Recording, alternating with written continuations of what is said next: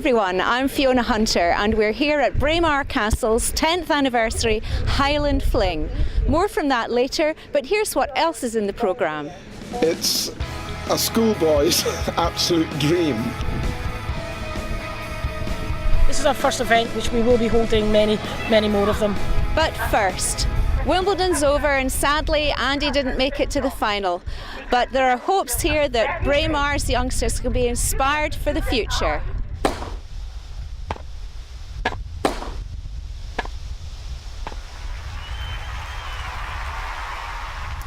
Well, right here, there used to be 2 tennis courts. The heyday was the 1920s, when there were ladies in long dresses playing, and there were 2 courts here until I think it was the 1970s, apparently.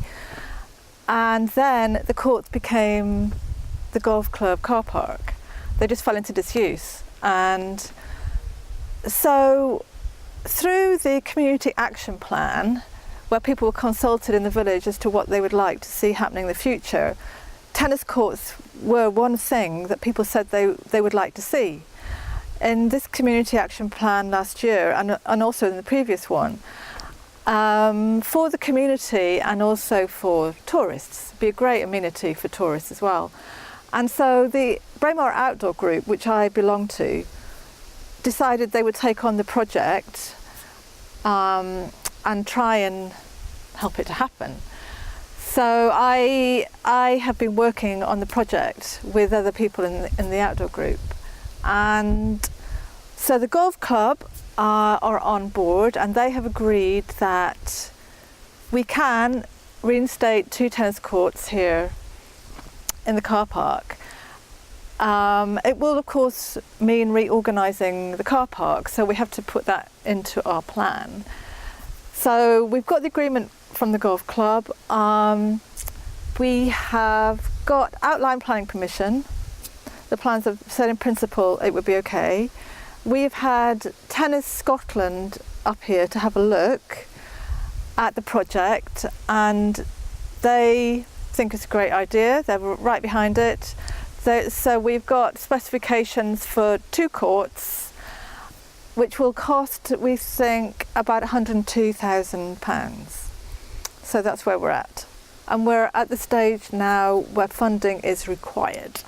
So we've put in an expression of interest to Leader for, I think it's £56,000, and they've said that they've accepted our expression of interest, and we can carry on to the next stage with a full application for that. And we're going to look to Sports Scotland for, I think it's another 25,000, but we haven't applied to them yet because their application form comes out in August. The Lawn Tennis Association, which is Tennis Scotland, have said that we're too small a community for them to actually give us any money, because they're all about getting as many people as possible to play, and we're a very small community. So Sports Scotland is the way for us to go. And so that leaves about 15,000, and the community has to show willing and actually do some fundraising in order to get money from these other places.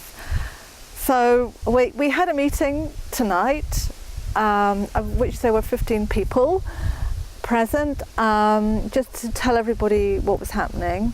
But we do need more community support. If the community want this to happen, they really have to step up and say, yeah, we actually want to do something and we want to help. So we're going to have another meeting after the school holidays, in which we hope to get more people together to help.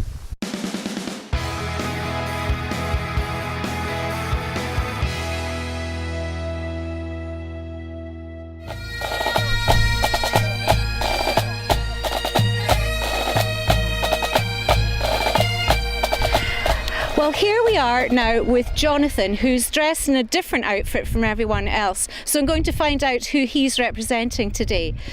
Jonathan, you're in a red coat. Who are you serving? King George, of course. But we would have been garrisoned in the castle after the Jacobite rebellion, after the Battle of Culloden, and basically just to police the area, making sure there wasn't any more uprisings. The wearing of tartan and Highland dress had been banned, the wearing of the use of bagpipes had been banned, and making sure no one was keeping any weapons as well. And where would the soldiers in your regiment come from? Would they all be English, or would some of them actually have been Lowland Scottish? There was Lowland Scots. There was a mixture.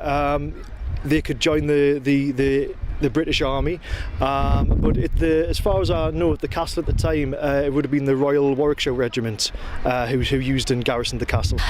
Jonathan, you're from Mar Lodge. Your uniform's very interesting, though. Where did you actually get it from? Well, I'm in a reenactment group called the Alan Breck's Regiment, based in Edinburgh, and I'm part of the Edinburgh City Guard. So the colours, the blue facings you can see here, is of the Edinburgh City Guard, who were basically the original Edinburgh police force. So you're behaving kind of like a policeman in an occupational force here in the village? That's correct, yes, that's right. Thank you very much indeed.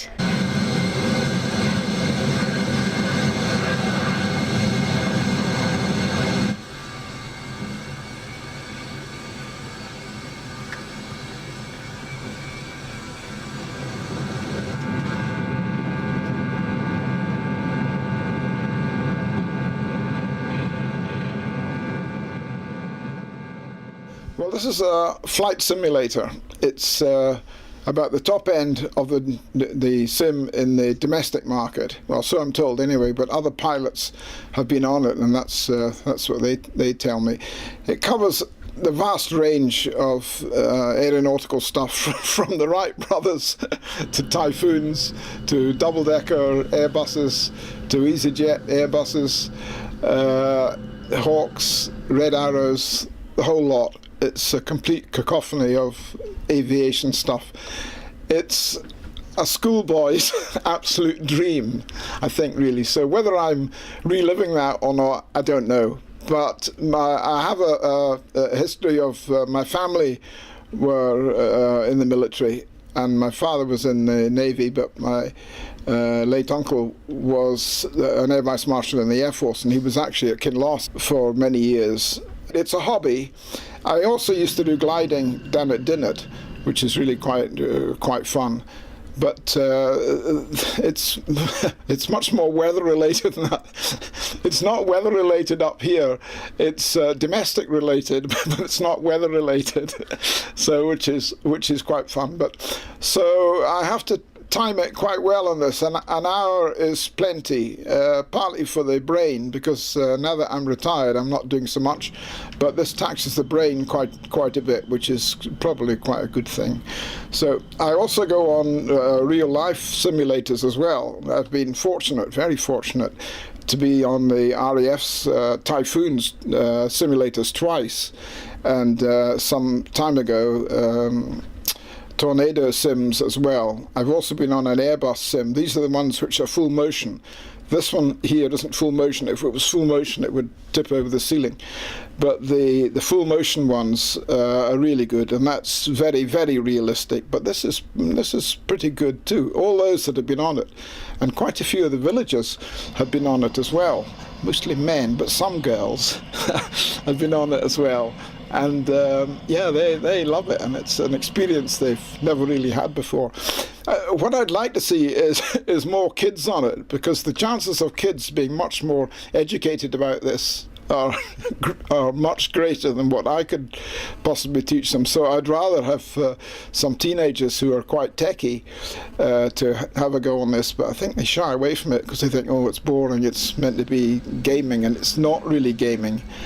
But there we are. The other thing is that it's also got scenery round about this area, which is a bit of fun. I haven't actually had the Typhoons into Dinnet, the gliding club, because I think that's probably a bit extreme. But it does cover all this area. It also covers helicopters going offshore as well. So that's a completely different idea to flying those things. But it's absolute fun. it's a boy's toy. That's really what it is. But surprisingly enough, although it looks quite a lot of kit and a big telly, it's actually not that expensive. But yeah, it's good fun, and everybody has their own hobbies, and everybody makes their own idea of it, and that's how it is.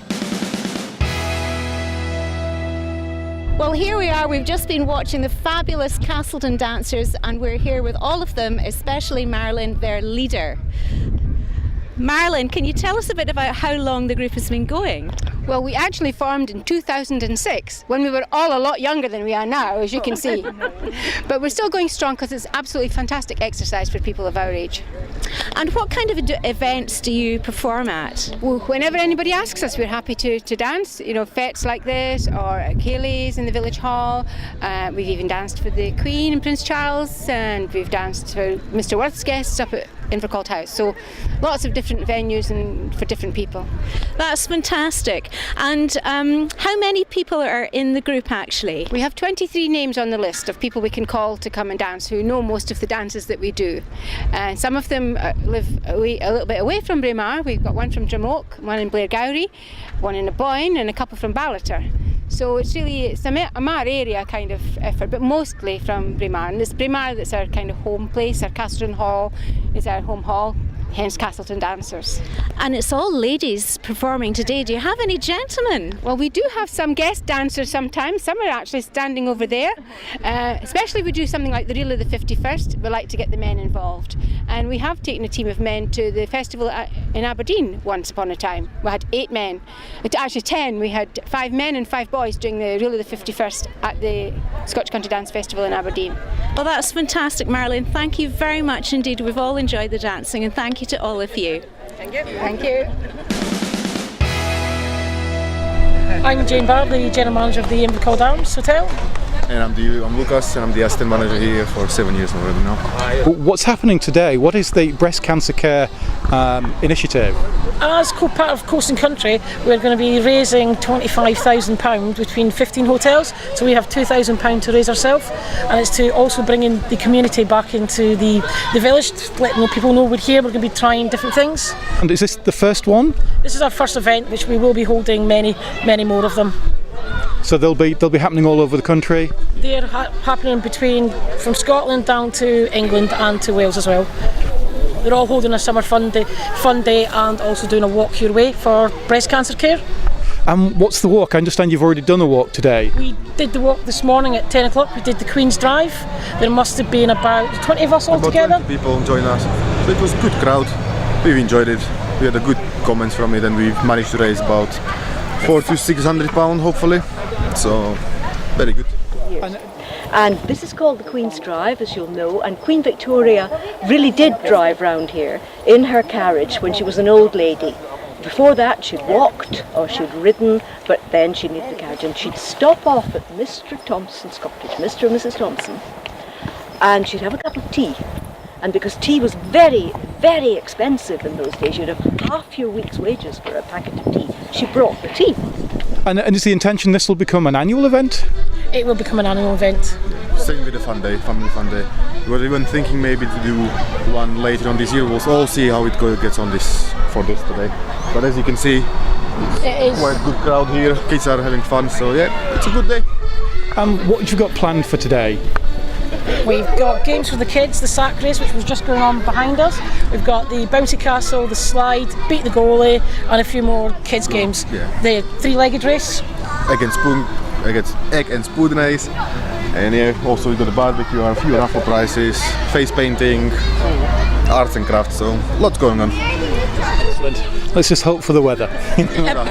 We were hoping for a better day, the weather-wise, but people have turned out, so yeah, it's a good day. And it's to bring the community together as well.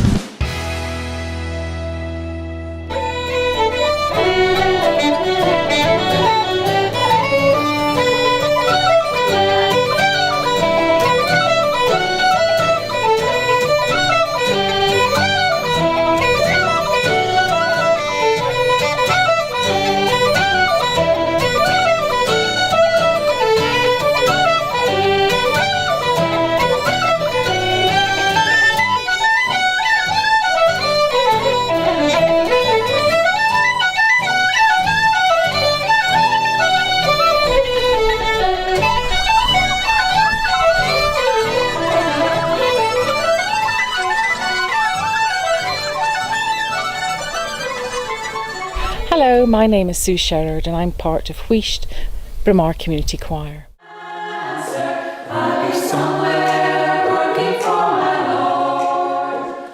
How long has the choir been going? It started in 2011 after the Panto in 2010. People that were in the Panto decided they would like to start a choir. And how often does the choir meet? We meet once a week on a Sunday. At the moment it's in Castleton Hall at 7:15. Everything from gospel to cheesy 1950s pop songs to show tunes to a bit of classical, just a bit of everything.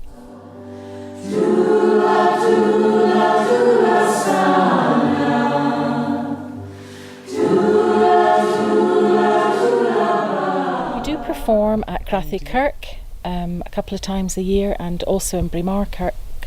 But also we've put on a concert once before and we have been invited to sing at various things. We're going to be putting on a concert in mid-August in Braemar Village Hall as a fundraiser. And is there any musical accompaniment at all to the choir? Yes, we have David Frew and we actually couldn't function without him. He's just wonderful. Is there a format at all to the actual evenings or the choir practices? We do some warm-ups first thing once everyone's calmed down. There's a lot of chatting when we first arrive, but people need to catch up. And then we go off and we do a warm-up, and it's things that would be used in drama and also in choirs. And if anybody wants to become involved in the choir, is there anything they need to do? Or? They can just turn up. There's no audition. It's a true community choir and we welcome everybody. I'm even a fan of these gentlemen. Listen.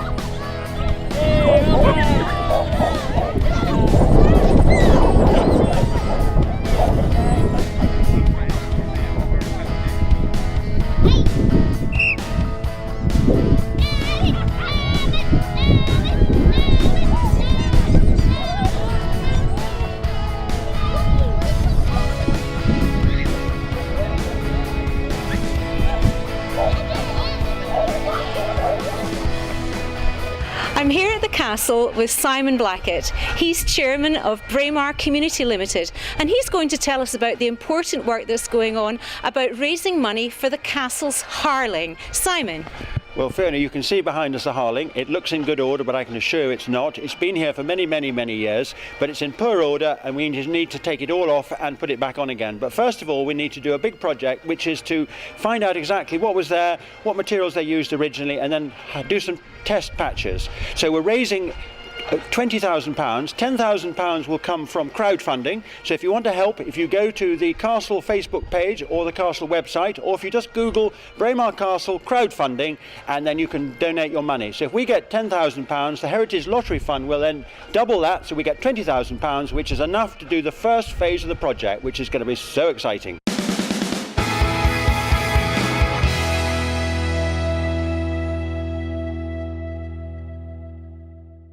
Thanks very much for coming. We'll easily sell you a CD if you want. I'm pleasantly surprised how many folk are here. Thank you very much for coming, because it would have been pretty grim me playing to myself. So thank you very much. It's really appreciated because it makes it more of an occasion and an event. It's a pretty spectacular place to have a concert. You couldn't put up scenery like that in a theatre. It just wouldn't be as good. So thank you very much for coming.